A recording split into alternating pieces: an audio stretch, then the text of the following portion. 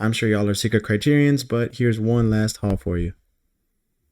What's going on, guys? My name is Eddie, and today I'm going to be showing you everything that I picked up during the month of November as far as Criterions go. So all these Criterions right here, I picked up during the 50% off sale at Barnes & Noble. I did order one off Amazon because I wasn't able to snag it in store. But without further ado, let's get right into my pickups. So I'm going to show these off in the order that I got them. So my first stack right here, I picked up early on as soon as the sale started. I think I made my way out to Barnes & Noble literally the day of. So one of my first picks was this film right here, La Llorona.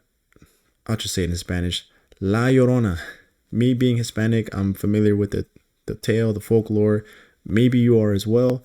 It is a very popular tale, and it's been told in modern Hollywood, referring to that film, of course, in the Conjuring universe. But this film is a Guatemalan film directed by Jairo Bustamante, which came out in 2019. Now, this is like a fresh spin on the tale of La Llorona.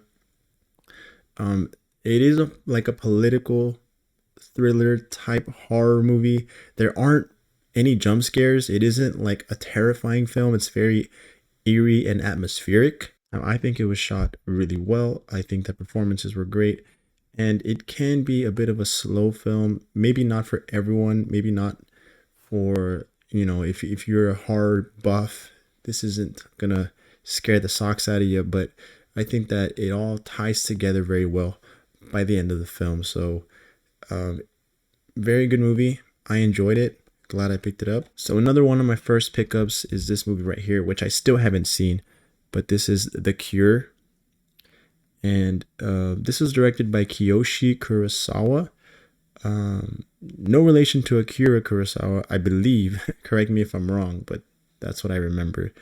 I don't know much about this film, but from what I've heard, it's like a detective trying to investigate some unrelated murders, kind of trying to get to the bottom of it, I think, and kind of gave me like Zodiac vibes, maybe like some Seven vibes from the trailers and from what I've heard.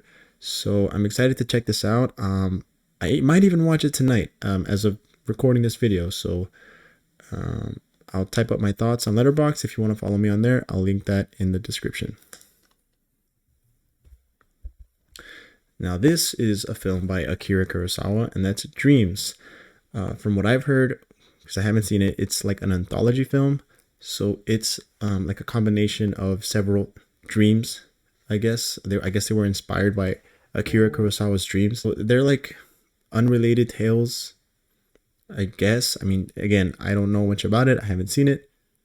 But it's one of his later films. This was released in 1990 and in color, of course. So I was interested in watching this because I've seen a few of Kurosawa's works, but mostly from like the 50s, and it's in black and white. So I'm curious to see his work later in his career. So Dreams looks interesting. It's 2 hours long, so hopefully I can give it a watch soon. Alrighty, so last film that I picked up during that first haul is Eve's Bayou.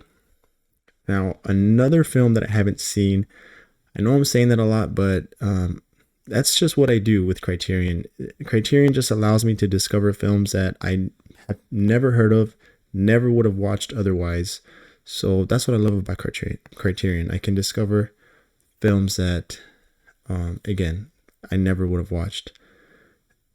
So this is Eve's Bayou, and this is directed by Casey Lemons. I'm not sure how to pronounce that. I don't believe I'm familiar with any of her other movies.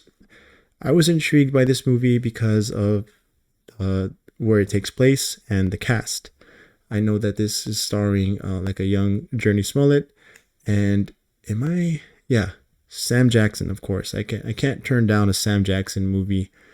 And this takes place in like New Orleans, I think. Yeah, 1960s Louisiana. So I'm always interested in like different locations, different times in history. I visited New Orleans and I really liked it. I was like enamored by the scenery, by the a historic building. I just feel like I'll really enjoy this movie. I'm sure it's beautifully shot. All right, so for my second trip to Barnes& and Noble, I don't know if I mentioned this, but I made a total of 3 trips where I actually bought something. And on my second trip, I only picked up 2 movies. I've seen one of the 2. This first one that I'm going to show, I haven't seen, but I've heard a lot about it in the YouTube community. And this is Summertime. This is a film from 1955 and starring Katharine Hepburn. And one of the main reasons I picked this up was because of the location. As someone who doesn't get to travel very far, around the world, movies are a great outlet or a great way for me to visit other places, so to speak. So this movie takes place in Venice. And again, I'm just so intrigued by the architecture and the landscapes from other parts of the world. And I'm interested in taking this journey, visiting Venice through this film. And apparently this is like some sort of love story. So it seems interesting. It seems like something that I would be into. I don't know if I mentioned it, but this is from 1955. So I'm also trying to get into more 50s, 60s cinema. Just trying to become more knowledgeable in films all around. All right, so this is the second movie that I picked up during that trip, and I did watch this one. That's Easy Rider. This is directed by, I believe, Dennis Hopper. Yes, Dennis Hopper directed this, and this is starring, first of all, a young Jack Nicholson, which was probably my favorite part of this movie. This was like a road trip movie. Kind of takes you on a journey across the country, and from my understanding, this was one of the first films to ever incorporate a soundtrack in the movie. So I'm guessing like many movies back then would kind of compose their own original scores. This was one of the first films, not the first, but one of the first to take popular songs from the time and just add them to the movie. So this has a really great soundtrack. You really get to know the characters. You get to like them. Of course, their interactions, especially with Jack Nicholson, they're fantastic. But it just didn't do it for me. I don't know. I wasn't a huge fan of the story. I can get behind the message. There's themes of freedom and just like fitting in with society. But overall, it's just I just wasn't engaged as engaged as I would have liked. So Easy Rider, still great cover. Next up, I got all these during my third and final trip to Barnes & Noble, which I actually got to meet up with Bernardo from the Movie Geek Productions. And I asked him to recommend a movie, any Criterion that was in stock. I would have picked it up based on his recommendation. And he handed me this one. History is Made at Night, a film from 1937. So a decade that I'm not too familiar with, but this looks interesting. I trust Bernardo's judgment. He's a huge film fan, so I'm sure that this will be a great watch.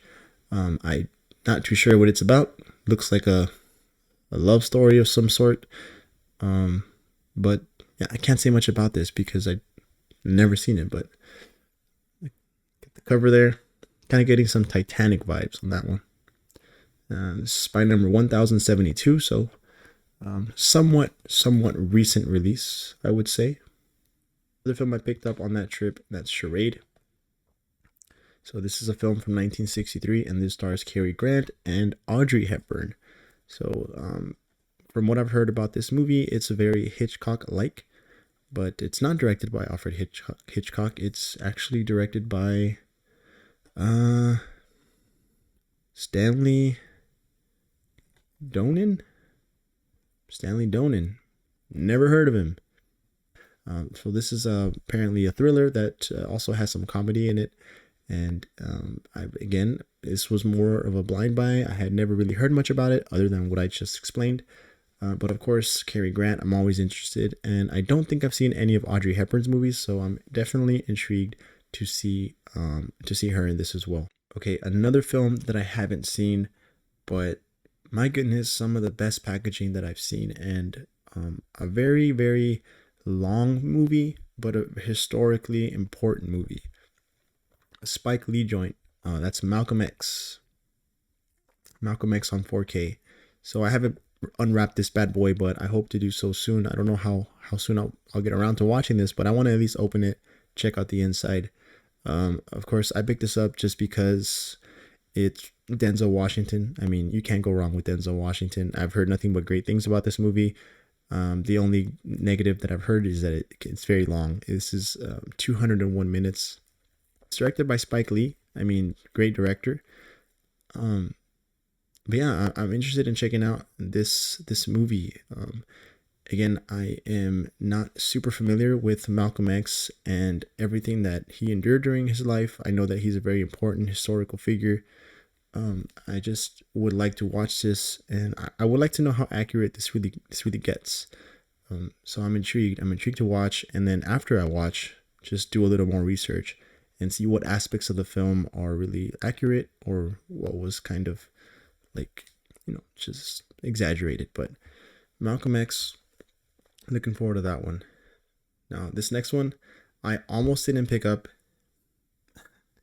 I don't know. I already owned it on 4K, and I didn't see the need to double dip on it. But uh, that's Wally, and it's just amazing, amazing artwork. A great digipack. I'm so glad that Criterion released this on 4K, and just released it in general. Now, as far as Disney Pixar movies go, this isn't one of my favorites. I really do enjoy it, but I wouldn't put it at the top of my list if I had to make a ranking. And again, that's one of the reasons why I wasn't going to double dip on this one. But I had already made my purchases. I was sitting in Barnes and Noble, just kind of like waiting for my wife to pick me up, and I was scrolling through YouTube, and I watched some videos, some channels who did an early unboxing of this, and those videos sold me. I went back to the Criterion section. I pulled this guy, and they had a ton of copies, by the way. So I pulled it off the shelf, and I bought it, added it to my stack there. So this is stacked with special features, which I'm really excited to dive into. But I watched Wally not too long ago, so I don't know how soon I'll watch the film. I do want to see how it looks on 4K though, because Disney doesn't always do the best job, or they don't have the best reputation on, they don't have the best 4Ks, or they don't really put that effort into the restorations. So Criterion though, that's a different story. So I'm excited to see what they did with this film. We'll see what else they put out as far as Pixar movies go. I personally would love to see Coco, because that's a personal favorite of mine. So we'll see. We'll see where they go. But yeah, really excited for this release. Last up, this was an Amazon order. I did mention that I was on this trip with Bernardo. He picked up a copy of this movie, and it made me think, like, you know what? I need that movie too. I've heard about it. I've been meaning to pick it up.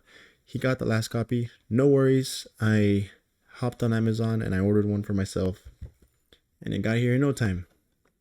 Midnight Cowboy, a Best Picture winner. This is a film from 1969, and it just looks like a great time. A great time. I love the cover. It stars Dustin Hoffman and Jon Voight.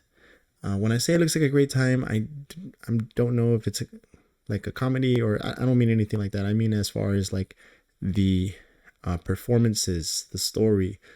Dustin Hoffman, of course, is fantastic. You got a young Jon Voight, like I mentioned. So yeah, I just watched The Graduate also, by the way, on regular Blu-ray, and Dustin Hoffman is great. I definitely need to check out more of his work, and I'll start with this one right here. So what else we got here? We got an essay, we got some documentaries, audio commentaries by the director and producer. So did I mention I love this cover? That's a great cover. But yeah, looks like a great bro film. Could be wrong, but let me know if you've seen Midnight Cowboy. But that's gonna do it for my Criterion haul, guys. Here it is one more time. in all its glory.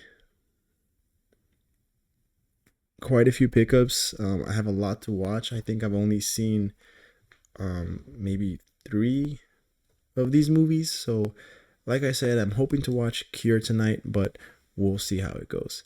But yeah, let me know what you guys picked up in the month of November during the Criterion sale. Which one of these should I watch next? Let me know. But yeah, that's going to do it for this video, guys. Thank you so much for watching. I hope you all have a great December, because as the time of this recording, it's already December. So hope you're having a great time watching Christmas movies. But once again, thanks for watching, and I'll see you next time.